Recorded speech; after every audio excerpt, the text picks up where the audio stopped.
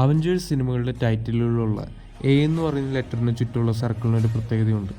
ആദ്യത്തെ അവഞ്ചേഴ്സ് സിനിമയിലെ എയിൽ ഫുൾ സർക്കിളാണ്, അതിലവർ വിജയിക്കുന്നുണ്ട്. രണ്ടാമതുള്ള അവഞ്ചേഴ്സ് ഏജ് ഓഫ് അൾട്രോണിലും ഫുൾ സർക്കിളാണ്, അതിലും അവർ വിജയിക്കുന്നുണ്ട്. എന്നാൽ മൂന്നാമതുള്ള അവഞ്ചേഴ്സ് ഇൻഫിനിറ്റി വാറിൽ ഹാഫ് സർക്കിളുള്ളൂ, അതുകൊണ്ട് അവർ പരാജയപ്പെടുകയാണ്.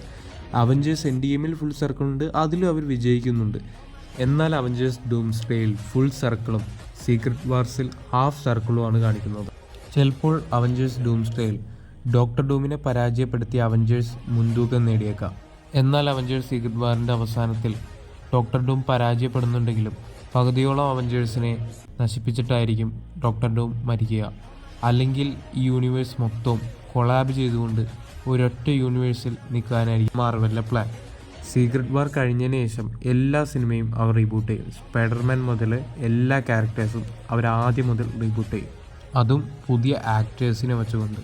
ഈ വീഡിയോ ഇഷ്ടപ്പെട്ടാൽ ലൈക്ക് ചെയ്യുക, ചാനൽ സബ്സ്ക്രൈബ് ചെയ്ത് സപ്പോർട്ട് ചെയ്യുക. താഴെ കാണുന്ന ഡിസ്ക്രിപ്ഷൻ ബോക്സിൽ എൻ്റെ ടെലഗ്രാം ചാനലിൻ്റെ ലിങ്ക് ഉണ്ട്. അതിൽ പുതിയ മൂവീസും പുതിയ അപ്ഡേറ്റ്സും എല്ലാം ഉണ്ടാവും. എല്ലാവരും കയറി ജോയിൻ ചെയ്യാം.